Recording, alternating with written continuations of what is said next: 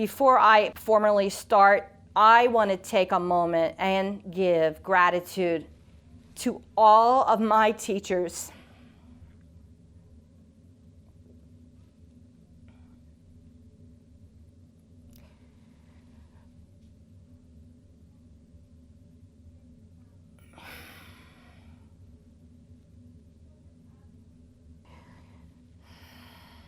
I just felt my heart open.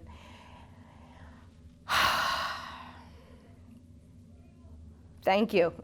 So I started by saying my personal journey always was, who am I? What am I doing here? What is my contribution? That's been my primary motivation of life. So I ask you, do you know who you are?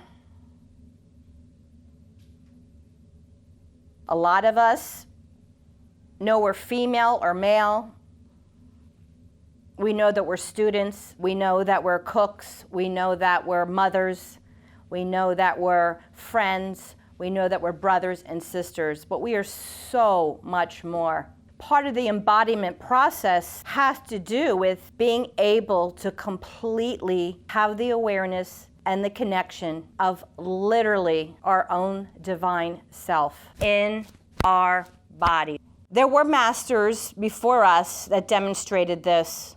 And the one reason why they could perform miracles and have left so much information that today we still seek to understand and reflect upon and bring into our life is because they were able to understand and bring their divine spark fully into their bodies. Does anybody know where our divine spark is in our bodies? You can type it in if you have any idea or any sense of where the divine spark in our body is. In 1999, and I'm still looking for this study, but I have heard this, many lineages, many cultures, even in my medicine, Chinese medicine, a lot of it was burned because it was so powerful and true. But what was left behind was that our heart was the house of our spirit. The spirit that was and is made in the image of the Most High. It's our hearts. Does anybody know when we look to the external world where we see heart reflected in nature? Fire, light, fire, the sun. And again, there's so much about what fire can do, how we can use it regularly to wake up our divine spark. In 1999, there was research that was done. A lot of scientists, I believe it comes from Germany, did studies of patients, thousands and thousands of images of the heart that had these almost like super ability to scan the heart. Let me show a picture. It's really nice. It's the picture of our heart. It's beautiful. You know, our heart has 4 chambers, right? It beats. It has a pulse. Just really giving some time to think about our physical hearts gives us so many clues about how to awaken that precious spark that created everything. So these scientists found that deep within our heart were this very complex systems of over 40,000 cells that configured a neural network that could think and feel independently of our cranial brain. I mean, that alone is to me like one of the biggest profound realizations. that science actually found what they called, the way it was explained to me, a perfect cell in our heart. We are made and begin with the image of the divine. We know that is in a lot of text all around the world. We are made in the image of. And our journey as humanity now is returning to our unique individual spark. So that's great, but how do we access this heart intelligence? If all we need to do is have this awareness, then how can we work with it in our life? How can we allow it to bring greater peace in our life, greater joy in our life, greater ease and health and beauty? How can it radiate those beautiful frequencies of love? Well, one of the things is to have awareness that we have it all in our heart. So let's all take a moment and put our hands over our physical hearts. It's center of our chest, slightly to the left.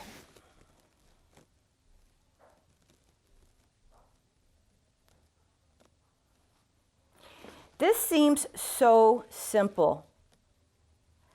But if we're going to spend time meditating and creating that sacred time, have a practice perhaps of really feeling your heartbeat. Your heartbeat is your inner song. It's your inner vibration, the inner resonance that is constantly flowing through your body. Our cells, our heart is waiting for us to decide to unlock the key. How do we unlock the key? We feel our heart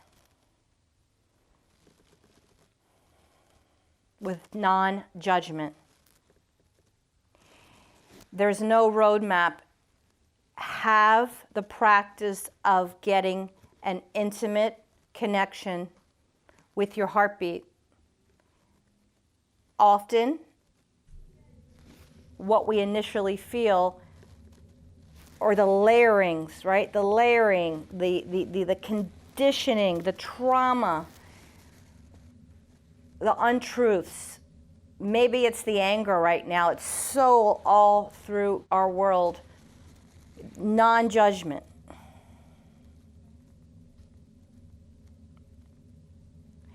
Now there's another piece. When a baby's born, what does every doctor and mother and father literally await for? The baby to what? Take their first breath. The breath is the other way we access the divine spark, through our breath. I'm going to show you something else. This is very interesting. I'm taking this one step further. Some of this might sound very yogic, very Buddhist, but there is a reason why. We are looking to communicate and give instruction to the spark in our heart, remembering and honoring that that spark is our divine teacher. It's the God self. We may in our little minds try and communicate and give it what it needs, but it will always adjust accordingly. So not only do these neurons have an independent consciousness, and these neurons in the heart have an independent thinking process, that very connection. So let's look at a rose real quick. Look in nature. This is like the heart chakra. All the many layers, the delicate layers of our beautiful divine self. And as we get closer and closer inward, it gets tighter and tighter and tighter and tighter and tighter. Studying a rose can tell you a lot about the human process, because deep within the rose is our first sort of spark. It's the seed. We start off as a spark, a seed at conception, and like a seed that gets planted in the earth, gets planted in our bodies, it has everything we need. It has our history. It knows everything about our past. It knows everything about our present. And in that space, it knows everything about who we are and our future selves. And that information extends through our body. Our heart beats blood. Our blood flows everywhere. Let's look at acupuncture. Why and how did this very complex system, these are complex systems, starts with the heart, and almost every line has an intimate connection with each other. We aren't compartmentalized beings. We are beings that know, feel, experience, and hopefully have good action. But we get confused because we don't know that our brains, our consciousness, is primarily at present only programmed for survival. We know, don't stay in that relationship because it's disempowering. We know not to push back and hurt someone, but why is it still happening? We know sugar isn't good for us, and yet why, despite an occasional piece of cake or something to enjoy, do we do it and feel terrible in the morning? Because we're not moving forward, allowing the full feeling and full resonance of our heart to take center stage. So because everything is all connected, you can see it here. Look at the heart chakra. Look at the waves. There's reasons why these pictures are drawn this way. Look at the waves from your heartbeat that pulse throughout your body. We have no idea what is pulsing through our body. Our whole body, every cell, not just our brain, and because of our heart and its intimate connections, our entire body, our full cells, individually have consciousness. We are waiting to wake up through the heart space, through that divine spark. We want to remove and clear through that power, through the knowledge of knowing exactly why we're doing a technique that I often share about finding your heart space and radiating it everywhere. Why? It begins to clean a dirty window. It begins to clean and clean and clean and clean and clean and clean.